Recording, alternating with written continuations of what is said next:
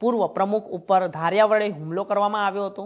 ઘટનાના CCTV video સામે આવ્યા, જેમાં એક યુવક તીક્ષ્ણ હથિયાર લઈને મારવા દોડતો નજરે પડ્યો હતો। રૂપિયાની લેતી દેતીના મામલે ચેક બાઉન્સ થતાં ફરિયાદ કરવામાં આવી હતી, જેની દાજ રાખીને જીવલેણ હુમલો કરાયો હતો।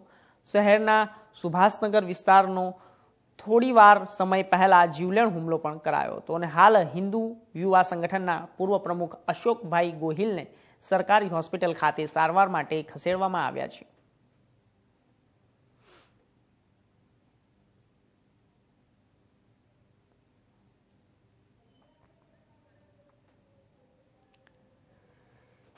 તો ભાવનગર શહેરમાં હિન્દુ યુવા પૂર્વ પ્રમુખ પર હુમલો થયો છે। તો ગઈકાલની આ ઘટના છે। ભાવનગર શહેરમાં હિન્દુ યુવા સંગઠનના પૂર્વ પ્રમુખ ઉપર ધારિયા વડે હુમલો કરવામાં આવ્યો હતો।